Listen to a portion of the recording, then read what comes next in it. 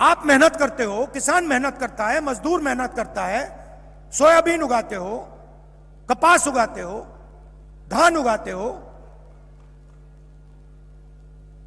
GST देते हो रोज।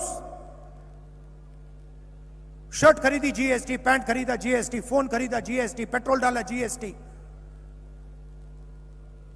अपना ही अनाज खरीदा जीएसटी, अपना आलू खरीदा जीएसटी। लाखों करोड़ रुपए निकलते हैं आपकी जेब से और भी सीधे दिल्ली जाते हैं। और दिल्ली में बजट बनता है। निर्मला सीतारमण आपको हर साल दिखेंगी, सूटकेस लिए घूमती हैं, मीडिया वाले दिखाते हैं, धूमधाम होता है, बड़े बड़े उद्योगपति पार्लियामेंट पे बैठते हैं पेन लेकर। कोई किसान नहीं अलाउ वहां पे, कोई मजदूर नहीं बैठ सकता वहां पे। मैंने देखे अपनी आंखों से, बैठते हैं, लिखते हैं। मैंने पता लगाया ये बजट जो बढ़ता है ये कौन बांटता है? 90 अफसर बांटते हैं, आईएएस अफसर हैं 90। कितना पैसा महाराष्ट्र आएगा, कितना रेलवेज में जाएगा, किसानों को कितना मिलेगा, मनरेगा में कितना जाएगा, शिक्षा में कितना जाएगा, प्राइवेटाइजेशन कब होगा, कैसे होगा, किसका होगा, ये 50-90 लोग निर्णय लेते हैं। मैंने इनकी लिस्ट निकाली, मैं दिखा दूंगा आपको। 90 में से एक आदिवासी है, एक आदिवासी है 90 में से। 8% आपकी आबादी है। और अगर हिंदुस्तान की सरकार आपका पैसा खर्च करती है, अगर 100 रुपए खर्च करती है, तो आदिवासी अफसर 10 रुपए का निर्णय लेते हैं। आबादी 8%, भागीदारी 100 रुपए में से 10 पैसा। चलिए दलितों की बात करते हैं। आप 15%। आपने देश को संविधान दिया, आपके नेता ने देश को संविधान दिया। अंबेडकर जी के बिना यह संविधान नहीं बन सकता था। सच्चाई है ये। और आपकी क्या भागीदारी है? आप 15% हो। हजारों साल से आपको दबाया गया है, हर रोज आपको तंग किया जाता है, आज भी तंग किया जाता है। 15% हो, 90 में से आपके 3। और अगर 100 रुपए खर्च होता है हिंदुस्तान का, अगर 100 रुपए खर्च होता है हिंदुस्तान के बजट में, तो 1 रुपया आपका। आबादी 15%, भागीदारी 100 रुपए में से 1 रुपया। अब चलिए पिछड़ों की बात करते हैं, दलितों की, ओबीसी की बात करते हैं। आप 50% हो। 50% मतलब 2 हिंदुस्तानियों को खड़ा कर दो, 1 पिछड़े वर्ग का है। 100 को खड़ा करो, 50 पिछड़े वर्ग के निकलेंगे। 1000 में 500।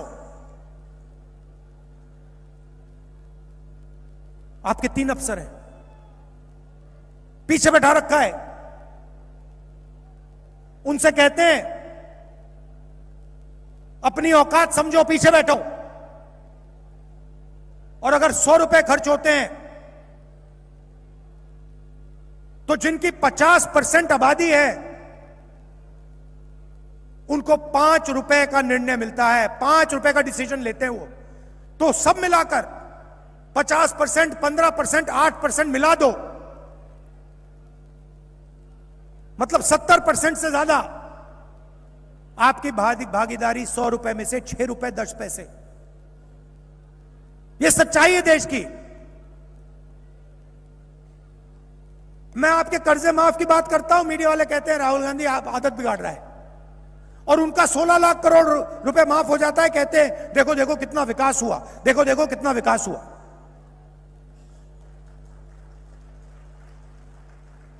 आप पैसा देते हो, उनका कर्जा माफ होता है। आप पैसा देते हो, आपकी जमीन जाती है। मैं आपको बताता हूं, धारावी में अगर 10 अमीर लोग रहते ना, जमीन कभी एक्वायर नहीं होती। 10 अगर उसमें 10 रहते, अगर उसमें अदानी का घर होता बीच में, कभी एक्वायर नहीं होती। वो इसलिए एक्वायर हो रही है क्योंकि उस पे गरीब लोग बैठे हैं, उस पे पिछड़े लोग बैठे हैं, उस पे दलित बैठे हैं, उस पे आदिवासी बैठे हैं, इसलिए एक्वायर हो रही है। और पूरे देश में आप जाइए, जहां भी जमीन एक्वायर होती है, आपकी होती है, किसानों की होती है, पिछड़ों की होती है, दलितों की होती है, 5% गरीब जनरल कास्ट है उनकी होती है। आपने कभी सुना अमीर लोगों की जमीन एक्वायर होते हुए? कभी सुना आपने कि इस देश में किसी अमीर व्यक्ति की जमीन एक्वायर हो गई? गरीब लोगों ने क्या गलती की है कि आपकी जमीन जाती है, उनकी नहीं जाती?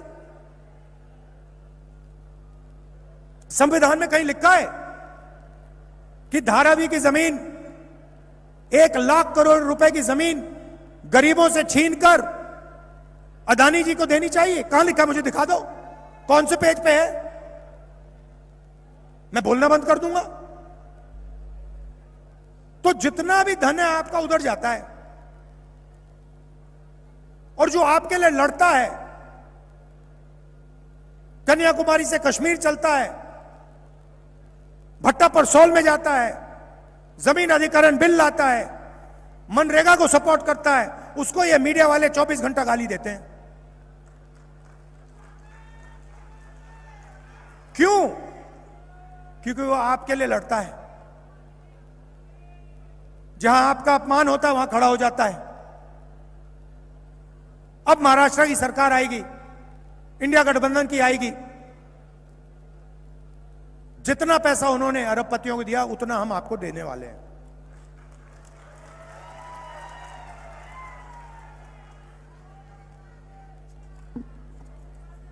जाति जनगणना की मैंने आपको बात बता दी।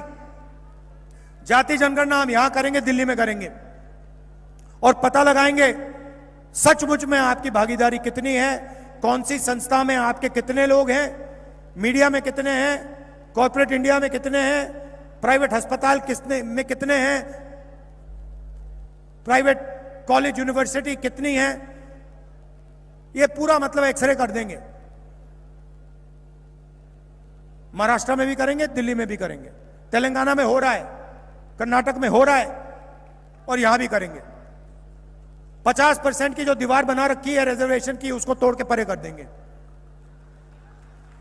अब यहां हमारी बहनें आई हैं,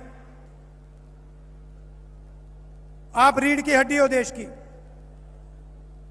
डबल काम करती हो, आप डबल करती हो, भूलो मत आप। आपके पति बाहर जाके काम करते हैं, आप भी बाहर जाके काम करते हैं, और फिर आप वापस आके खाना पकाती हैं, घर साफ करती हैं, मार्केट जाती हैं। तो अगर आपके पति 8 घंटा काम करते हैं तो आप 16 घंटा काम करती हैं। शायद यहां जो पुरुष हैं उनको मेरी बात अच्छे ना लगे, मगर वो सच्चाई है। तो हमने निर्णय लिया है कि महाराष्ट्र की हर गरीब महिला के बैंक अकाउंट में हर महीने हम 3,000 रुपए सीधा अंदर डालेंगे। खटाखट खटाखट खटाखट अंदर।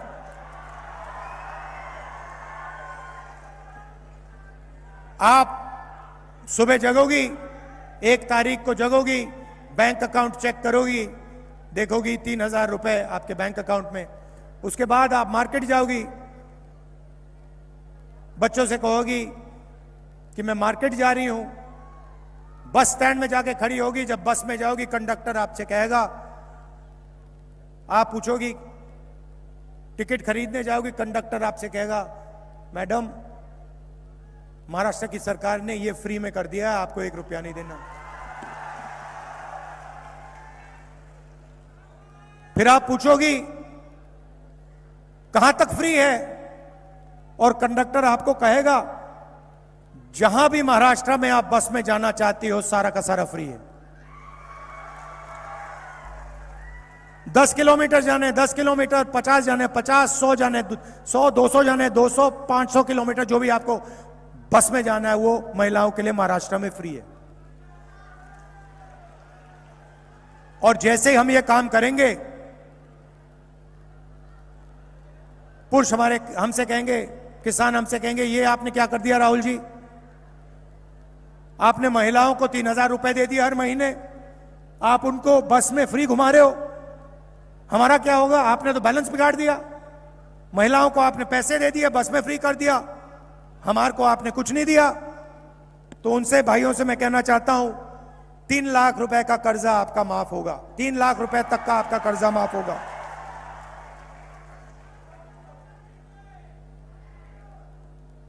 सोयाबीन के लिए आपको 7,000 रुपए प्रति क्विंटल मिलेगा। कपास के किसानों के लिए सही एमएसपी हम बना के देंगे, और जो प्याज के किसान हैं उनके लिए हम एक फेयर प्राइस कमीशन, जो प्याज के दाम को मॉनिटर करेगा और कंट्रोल करेगा, ये हम महाराष्ट्र के किसानों के लिए करने जा रहे हैं।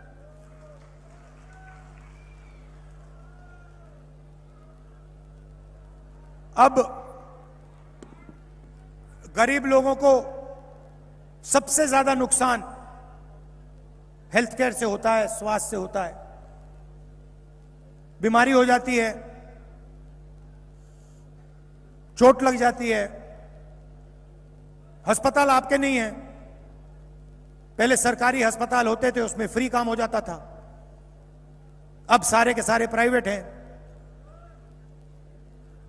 जैसे मैंने आपसे कहा, उसमें एक ओबीसी नहीं मिलेगा, एक दलित नहीं मिलेगा मालिक, एक आदिवासी मालिक नहीं मिलेगा। तो आप जाते हैं अस्पताल, जाते हैं, वाल्व बदलवाना होता है, स्टेंट लगवानी होती है, कैंसर का ऑपरेशन होना है, लाखों रुपए आपके निकल जाते हैं, पता भी नहीं लगता। दवाई में एमआरआई, एक्सरे, 10-15 दिन में सालों की मेहनत गायब हो जाती है। इसलिए हमारी सरकार आपके लिए एक स्वास्थ्य बीमा योजना ला रही है। बीमार हो गए, अस्पताल जाएंगे, चाहे वो स्टेंट, वाल्व का ऑपरेशन हो, लिवर का हो, किडनी का हो, ट्रांसप्लांट हो, जो भी है, महाराष्ट्र की सरकार 25 लाख रुपए तक का बीमा आपको देगी। आप जाओगे, अस्पताल जाओगे, स्टेंट लगेगी, बिल देने जाओगे, प्राइवेट अस्पताल आपको कहेगा कि महाराष्ट्र की सरकार ने आपकी बिल क्लियर कर दी है, आपको 1 रुपया नहीं देना। यह सब संविधान में लिखा है। संविधान में लिखा है कि इस देश के नागरिकों को शिक्षा, हेल्थ केयर, रोजगार मिलने का काम सरकारों का है। हम जो इसमें लिखा है वही करते हैं। इसमें लिखा है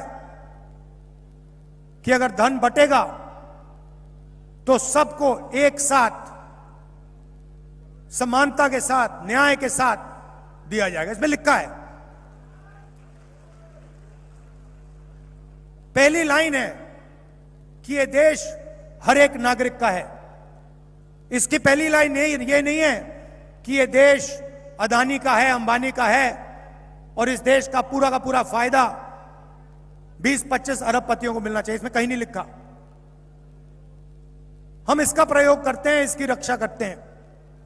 इसीलिए हम आपको महालक्ष्मी योजना दे रहे हैं, इसीलिए हम आप